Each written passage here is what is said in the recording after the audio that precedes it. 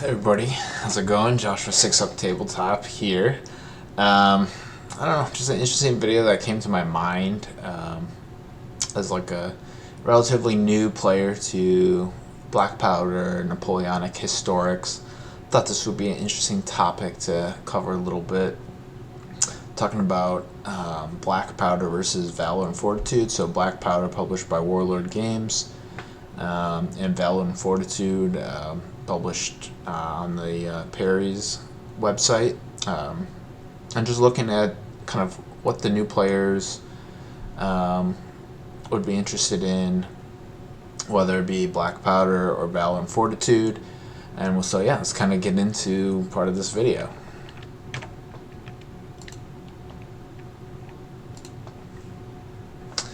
Yeah, so part of what I wanted to discuss today, just the objective of this discussion, would be to help new players determine what game system is best for them. And primarily for me, I'm looking to play, like, I've had some experience, but I have some friends that might be interested in trying to figure out how to set up a game and what system to use. For new gamers, people who have maybe played a few different historicals in the past, so they would be, right on in terms of playing tabletop games and stuff, but just not something that would have like a huge rule overhead. Shooting for like 2 to 3 players per team, just trying to put on a fun Waterloo battle for some friends. I think that'd be an awesome experience. Trying to learn from a community experience. I mean, I've been looking around. There's not a ton of like getting started with like Epic Battles Waterloo or just Black Powder in general, and it feels like this could be a useful tool for others who are trying to get into the game, get into the system, to kind of have a spot that might help them get their feet grounded. And so I bought like 2 big starter boxes from the Epic Battles Waterloo, plus an additional expansion box for each, and just trying to get some community advice on like the best way to set up like a large game for new players with the starter box. It doesn't have to be typically historical, but at the same time, it'd be nice to have something that's kind of representative of the period as well. So here are some photos of basically like what I have purchased for the collection so far. I mean, comments willing and everything. It's not a problem picking up a couple more kits. I just want to try to find something that's a good size. So French Army, yep, we got the the starting French and British side. And for the British, picked up the Highlanders and Rifleman kit, and the French picked up the Middle and Old Guard kit. So just going through like what I would think introducing new players to Black Powder. So I'm going to go over some of the pros and cons. Love to hear your feedback in the comments as well. I do not have a lot of experience with Black Powder, so this is just kind of my thoughts going through my head. The perceived pros here being just going through the rules. I mean, the units feel pretty unique.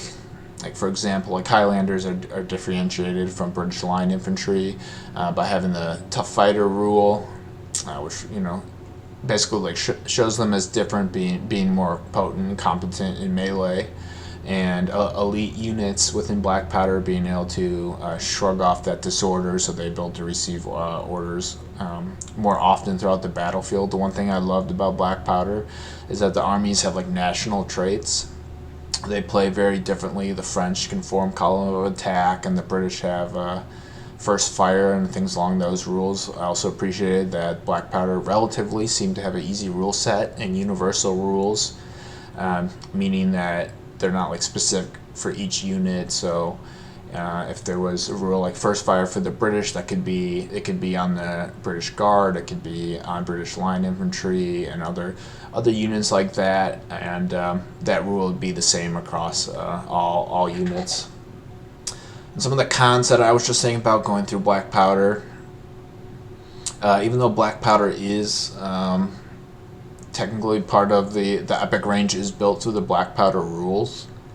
There is a limited scope of engagement. The models I have are particularly just for Waterloo. I know the basic Black Powder game covers, the whole Napoleonic Wars and even many other wars from like 1700s, even earlier, up to basically up to World War I. So it covers a lot of rules, but for this specific thing with the models I have, it's slightly limited, so that is a con of using that rule set.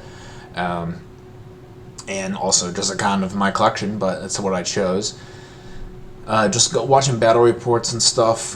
Black Powder having the 6s to hit disorder unit and shooting. Seems like there's some rules that just like if you get really lucky on rolling 6s, you can disorder a unit, and so it feels like a lot of the game is balanced or not balanced around being disordered or not, and that has like a huge impact on the game versus if somebody rolled a 6 or if they didn't, that really affects your units, and there's not seems like there's a lot of randomness that controls that. It is a dice game, but there's not a lot of ways to mitigate the disorder other than the units being elite. So that was just a perceived con. I don't know if you guys experienced that or not. Totally awesome to hear some of that feedback. And the other thing I was kind of going back and forth is that there's some supplement rules from other books that are not in the main rule book. So I did not buy the expansion to the main rule book that comes in the Waterloo box sets. There's like the Waterloo campaign book that has like a lot of scenarios and stuff. I did not buy that. It didn't, based on reviews on YouTube and stuff, it didn't seem that it had like a ton of extra rules. It had like a few extra rules in some scenarios, but just setting up like a very chill afternoon game with some buddies and stuff didn't seem like that was a necessary addition. And just thinking about Black Powder in general, some of the rules are found like Clash of Eagles and Albion Triumph 1 and 2. There's a lot of rules people like from different rule sets that they'll incorporate kind of in their games. So then basically like starting off with that, it might be harder to get those things without buying all those books. Go back. Talking about Valor and Fortitude, pros and cons. Just from my point of view, would love to hear what you guys think if you played this rule set as well from the Perry brothers. Some of the perceived pros I have for setting up a casual game with some friends. Just reading the rules, even though they are dense, the movement, decisions, free activation of a brigade, they're easy. Seems easy to understand. You have like 2 actions. You can move, you can change formation. In Black Powder, you need to test below certain leadership values, and that's how many moves you get. Here, if you activate, there's a very like specific amount of moves that you can have. I think it's a little bit less flexible than Black Powder, but it might be easier for new players to understand, so that seems like a pro to me. Seems like more often you'll be able to move, so it maybe makes the battlefields seem more alive, I guess, with movement of troops. That it introduces the Fate deck, where it has cards from like Ace all the way to King, and each of them has a different. You draw one card per your side's activation. They have different little secret abilities and bonuses and stuff. That seems like that could be a fun thing for a casual game. And awesome, the rules on the Perry Brothers website is free, so I mean I already spent a lot of money on the models, and I got technically the rule book included with the Black Powder set, so I did pay for it, but not like I paid a ton for that. So free rules are awesome, and they've been updating the rules too, which has been great. Kind of the same pros I have with Black Powder. The rule set is easy for me to understand and has universal rules. Like if something's a heavy cannon, everybody who has a heavy cannon all has the same rule. Everybody can understand what that is, and so that's awesome. Some of the perceived cons, just from reading, like I said, I've never played Valor and Fortitude, just trying to consider it for my game with my buddies. Some of the units feel really similar to each other. And just the stats being like a few numbers here, like their melee profile might be up 1 versus like a unit that's not as elite. So it is free. The units feel less unique. It's probably not that big of a deal. Maybe it helps the game go a little bit easier. But it also is playing historical games and stuff. You really want to be able to feel each unit. Each unit has different traditions, different roles on the battlefield. You want to feel those roles come to life. One of the things that I was considering is that each of the battalions in your brigade, there should be like at least the rules say 2 to 8 battalions per brigade, and that can be of any unit. So Valor and Fortitude keeps it loose when creating your battalions. Black Powder has them, at least through their list building system, it's more strict. I guess we'll be looking at like what comes with the sets that I've acquired, but based on from my review, from watching some videos and stuff, that in Valor and Fortitude, things, brigades break easy, battalions break easy, they don't stay on the board very long. It makes for a quicker game, but I don't want the game to be too quick if I don't have enough brigades or enough battalions for players to control, where if they're only controlling two brigades, one of their brigades breaks super early, it could really shift the tides of the game like super early, and there wouldn't be a nice drawn out contest. And the other con that I just saw based on the rules, I mean, I'm more than happy to make up a scenario. I'm sure it could just be like a pitched battle or defend the hill or something, but it seems like the missions that they've had are limited, and their quick reference guide was a little bit confusing going through. It'd be great if the modifiers were differentiated based on like melee and shooting, and they're all kind of grouped together. And then like the second part I wanted to talk about, basically going over like I'll be breaking down like what's in these starter sets. I was thinking about going off a historical order of battle, but what's covered in here doesn't cover everything in like a historical order of battle. So I was thinking about kind of creating my own. I want it to be historical adjacent. I want units that fought in the battle to be there. To have the feel of Waterloo. Doesn't have to be specific per each regiment or company or representative of how many men. Just want to give a good battle or a fun afternoon with some friends. So this is what's included. With the French army, got 10 infantry battalions come in the big box. It comes with 3 skirmishing voltigeurs. Not sure what to do with them. I'd love to hear some feedback on that.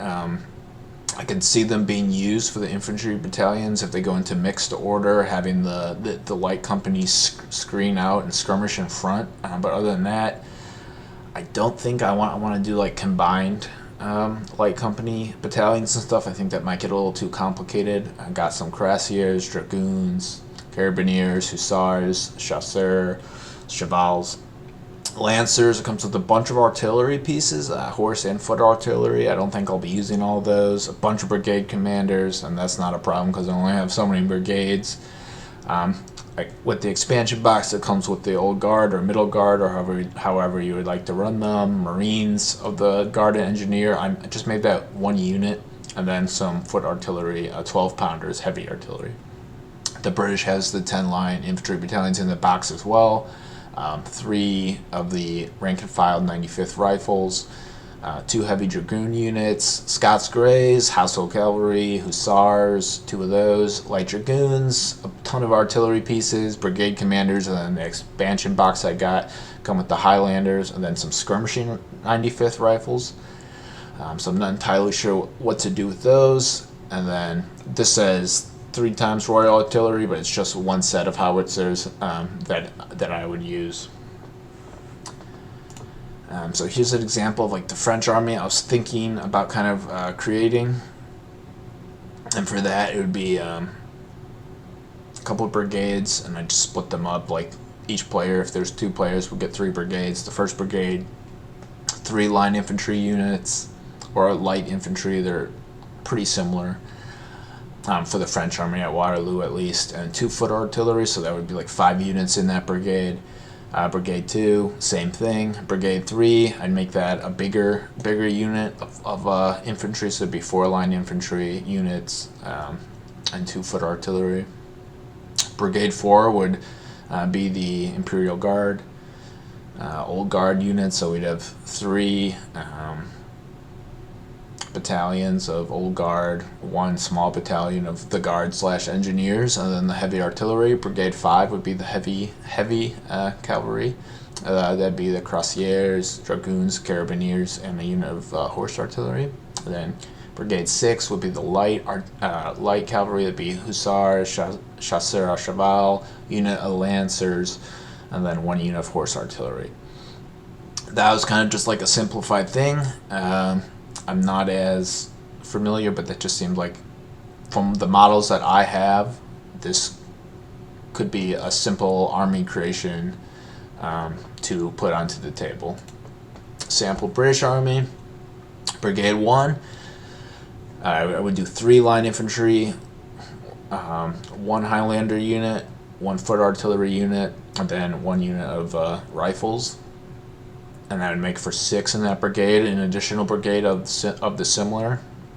Brigade 3, I think, would be smaller. I want that one to represent the Hanoverian element. So I'd paint them up a little bit different. I'd have 2 line infantry units, 1 unit of Highlanders, 1 unit of foot artillery, and 1 rifle / Jaeger battalion. That would tie into the German sense of the Hanoverians.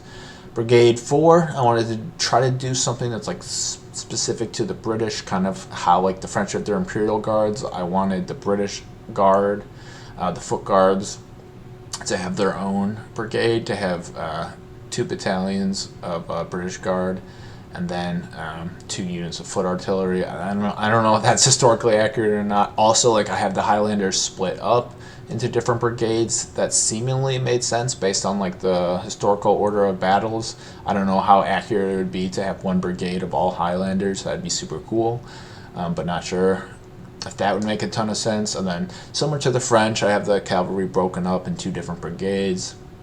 I got the heavy dragoons, Scots Greys, and the household cavalry in Brigade 5. Brigade 6, there'd be 2 units of hussars, 1 unit of light dragoons, and 2 horse artillery. Not sure if I have too much artillery for how much infantry and cavalry we have here. Thanks for watching. I have no idea if this video is going to get any traction or not. Just kind of wanted to get my thoughts out there, and hopefully can help get some feedback in planning this game. So if you guys have any feedback, tips, and tricks for running a new game, or just things to watch out for, or maybe, you know, some rules to skim, saying like, hey, this rule might be too much or too little.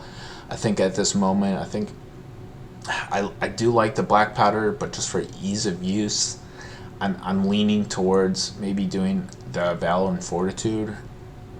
Yeah, I think Valor and Fortitude is where I'm gonna, especially for like a one-off game where I don't need my buddies and friends to be like committed and like expecting a huge campaign. I think Valor and Fortitude could make for a really fun one-off kind of thing. But if I knew I had friends that were interested in meeting up every so many months and playing a long campaign, I think black powder might be the way to go. Once again, Joshua 6 on Tabletop. Hope you enjoyed this video. It's kind of interesting. It's not really the content I make, but I thought it'd be fun to try and make something like that. So thanks for watching. I hope you guys have a great day. Thanks.